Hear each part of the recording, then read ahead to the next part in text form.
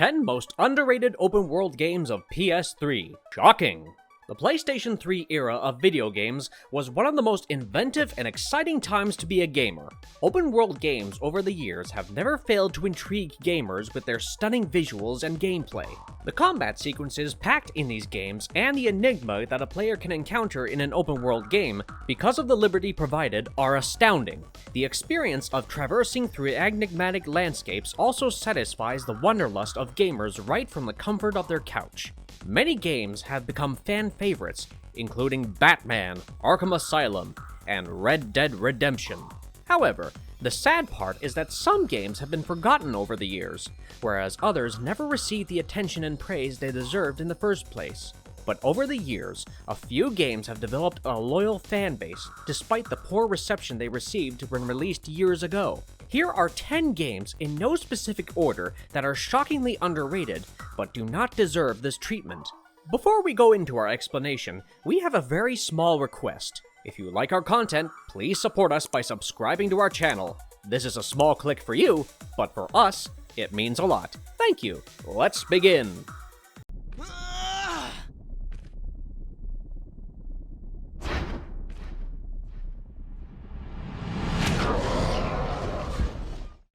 Spiderman Web of Shadows. Spiderman Web of Shadows is a third-person action-adventure game set in an open-world Manhattan with a heavy combat focus. The game opens with Spider-Man searching for Mary Jane Watson in Manhattan during a symbiote invasion.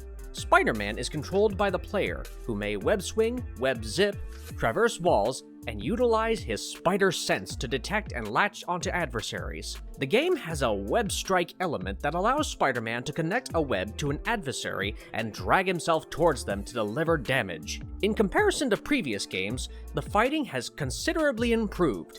The game was launched in October 2008 on various platforms, with 3 distinct versions, one for Microsoft Windows, PlayStation 3, Wii, and Xbox 360.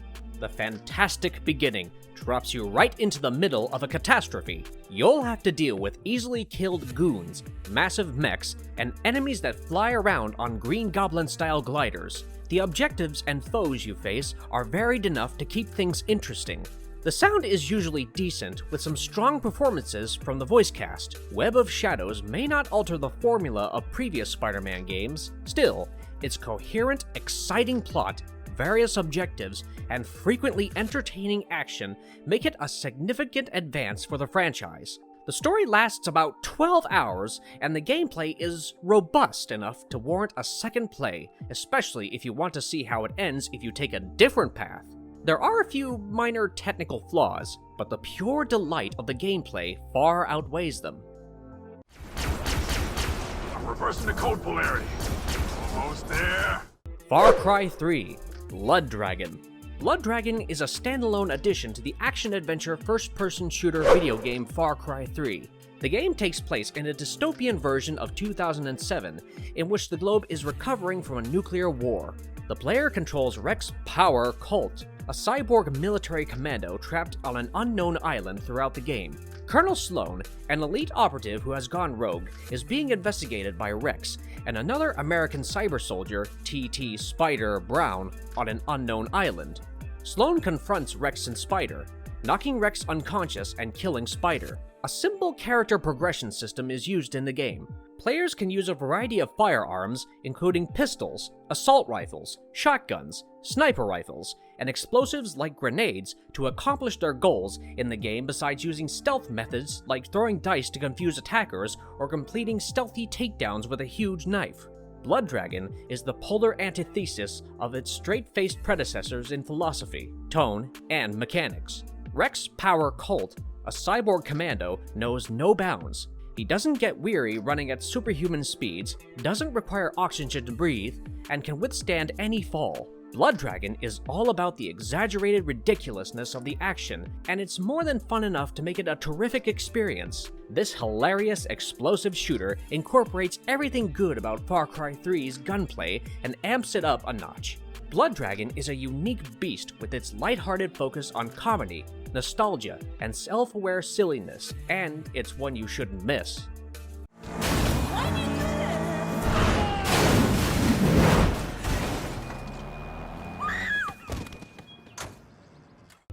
Sleeping Dogs. Sleeping Dogs is an action-adventure game set in the third person. The player takes control of a martial artist, Commando Wei Shen, a Chinese-American cop who goes undercover to infiltrate the Sun On Yi triad. The melee combat in Sleeping Dogs has been likened to that of Batman Arkham Asylum, by which it allows the player to battle opponents from any direction using attack, grapple, and counter moves, and the player can do it with or without weapons. Environmental assaults include pulling adversaries to certain items, which Shen then utilizes to defeat opponents. As the game develops, the player gets numerous safe places to preserve their progress and is occasionally compelled to visit them to go further. Shen has immersed himself in the Hong Kong underground to uncover it from the inside out, and it's intriguing to watch him get drawn deeper and deeper into danger. He is not a faceless hero or a haphazardly assembled man. He appears to be as lifelike as a movie character. The game's driving mechanics are spot on, with a wide range of vehicles offering distinct sensations, from beat-up motorbikes and enormous industrial trucks to supped-up sedans and expensive sport cars, and everything in between. There are several treasures to find in addition to the game's lengthy storyline, which includes numerous side tasks to accomplish. Sleeping Dogs is sure to keep you occupied with its tale and everything else that it has to offer.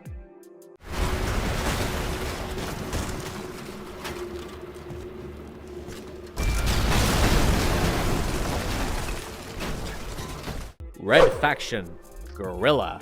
The third-person shooter, Red Faction Guerrilla, takes place in the year 2125 on Mars. The player assumes the character of Alec Mason, assisting the Red Faction in their attempt to defeat the repressive Earth Defense Force, EDF, on Mars. Alec, a mining engineer, visits Mars to reconnect with his brother Dan and start a new life. Dan testifies about the EDF's harsh treatment of the Martian people while on work detail and invites Alec to enroll with the Red Faction, of which Dan is an associate. An EDF assault squad quickly assassinates Dan with air support. Alec is saved by guerrillas from the Red Faction and grudgingly joins them as a freedom fighter. The player is constantly armed with a sledgehammer-style weapon and 3 slots for various weapons and explosives throughout the game, allowing the player to choose their preferred weapons from a list of over 20 options. For more devastating options against the EDF, the player can also operate armed vehicles, ranging from converted civilian cars to tanks and giant walkers. Red Faction Guerrilla is the game for you if all you want to do is blow stuff up. Although the game isn't flawless, it's the finest option for unadulterated fun and free-form destruction. It's satisfying to see a tower fall to the ground in a realistic manner after sledgehammering away at its support beams. While the game's attractiveness fades as you advance through the lengthy campaign, it's still worth playing, particularly if you get some of the better weapons. Volition has created an excellent multiplayer package that includes stat tracking, unlocks, and a variety of building flattening game styles.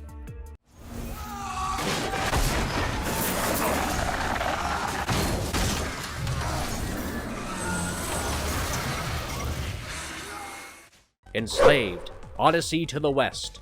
The video game Enslaved: Odyssey to the West is an action-adventure. The game is set 150 years after a worldwide conflict in a post-apocalyptic world, loosely based on the novel Journey to the West. Only the remains of humanity and the still operational military equipment left behind from a fight have survived. In a third-person perspective, the player assumes the character of Monkey, overcoming obstacles with a range of fighting and platforming maneuvers. Monkey fights with a stick that may be used as a close combat weapon and a long-range projectile weapon. The staff carries 2 types of long-range ammunition in the form of power cylinders: orange cylinders for blast impact and blue cylinders for stunning adversaries. Enslaved: Odyssey to the West illustrates how a compelling story and excellent graphic design can transcend minor gameplay flaws. Your mobility is a little rough around the edges, and the fighting doesn't truly show off its full potential until halfway through the game, but they are minor flaws in an otherwise excellent package. The characters are incredibly lifelike, with subtle motions and convincing voice acting, making these computer entities feel nearly natural at moments. It's a lot of fun to see Monkey and Trip develop during their trip, and the bond you have with them gives your choices even more weight. The game is a fantastic experience, with just enough variety and excitement in the gameplay to keep you interested.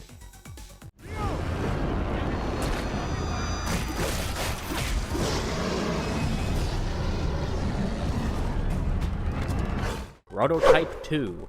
An action-adventure video game, Prototype 2. It is the sequel to 2009's Prototype, developed by Radical Entertainment and released by Activision. James Heller, the game's new protagonist, embarks on a journey to eradicate the Blacklight virus. The plot revolves around Heller's desire to assassinate Alex Mercer, the protagonist of the original Prototype, because his family was slain in the Blacklight virus epidemic. In 2009, 1 year since the original game's events, having returned from the tour in Iraq, U.S. Marine Sergeant James Heller learns that his wife and children have been proclaimed dead, prompting him to re-enlist in the military to combat the Blacklight virus, or NYZ. Heller is informed about earlier outbreaks in Idaho in the 1960s and the first game's events. He subsequently discovers that Alex Mercer has lost faith in humankind and seeks vengeance on him.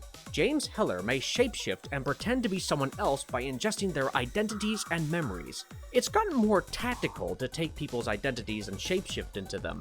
If the player adopts the position of a soldier as a result of Blackwatch's operations in the Yellow Zone, people will respond to him in a way that indicates they don't want anything to do with him. Prototype 2 is a solid follow-up. It doesn't bring anything new or innovative to the genre, but minor changes make it more approachable than the original. Most significantly, it's an unapologetically enjoyable experience that knows exactly what it wants to be. Little stands in the way of your fun in this game about murdering adversaries in an open-world setting. In Prototype 2, mindless violence is all the rage, making for a silly but exciting experience.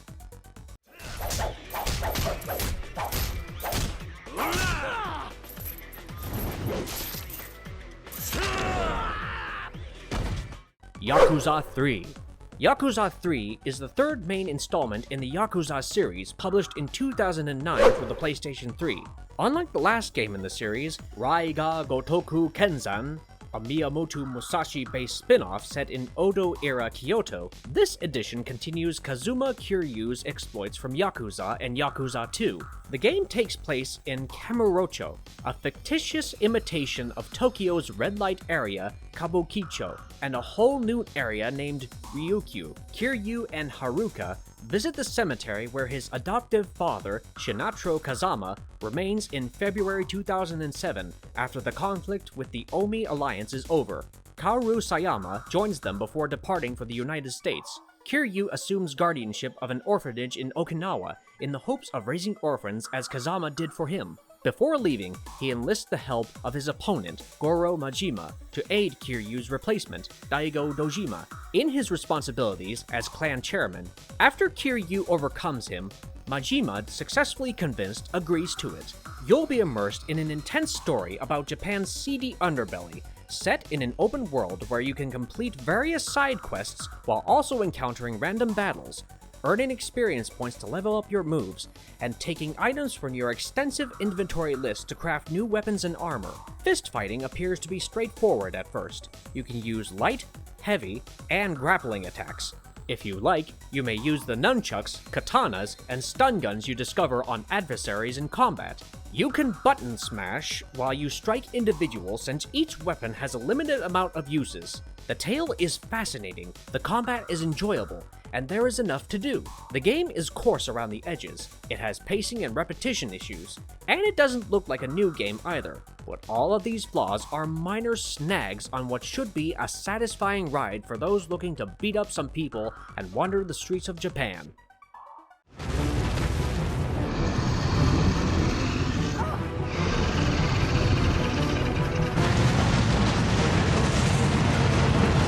Dragon's Dogma: Dark Arisen. Dragon's Dogma is an action-adventure role-playing game that is played in third person. Fighter, Strider, Mage, Warrior, Mystic Knight, Ranger, Assassin, Sorcerer, and Magic Archer are among the vocations available to the player. The game begins with a troop of knights commanded by Savan reaching the end of a journey to fight the dragon, a monster that heralds the end of the world. The newly arrived dragon assaults the protagonist's settlement of Casardis at an unknown time in the present day, Duchy of Gransis. Hideaki Itsuno came up with the concept for Dragon's Dogma. Dragon's Dogma captivated me because of its feeling of adventure. Going into the wilderness seems like a true adventure. You must spend time planning ahead of time, acquiring information about a task, and changing your team and equipment, since once you're out there, there will be nothing and no one to help you when darkness falls. Aside from those minor technological oddities, Dragon's Dogma's minor flaw is the uninteresting storyline and writing. Nonetheless, it's a terrific game with so much going for it that I'm willing to overlook most of its flaws because it excels in many areas. Verdammt, das ist der Saboteur! Los, weg, weg! Sterb! The Saboteur. The Saboteur is an action-adventure game where the player can explore Nazi-occupied Paris, portions of France, and Germany. The game's main protagonist, Sean Devlin, an Irish racing car driver and technician, joins the French resistance to free Paris when Nazi soldiers slay his best friend in German-occupied France during World War II. Color is an essential aspect of the game, except for the characters' irises, city lights, blood and blue insignia of the French resistance, and certain German symbols. Brilliant red and replete with swastikas, areas dominated by the Nazis are depicted in black and white. The player can scale buildings and dash across roofs, where supply boxes are occasionally located, or get an excellent sniper's view of the ground below. The player has access to garages, which may save parked cars and fix damaged ones. The player can also get into fistfights or take a sneaky approach, such as creeping about or donning a Nazi costume. Although the plot can't determine whether to be silly or serious, the exciting atmosphere contributes to the overall experience. The method in which color is meticulously put is the most intriguing feature of this art design. The invading soldiers' despair and dread are aesthetically represented using stark black and white backgrounds. The orange flare of a gunshot or the burning scarlet of spilled Nazi blood gives a stunning effect in action situations. The Saboteur stands out among other World War II themed games, and it's a lot of fun if you can overlook its flaws. Through you, I am born.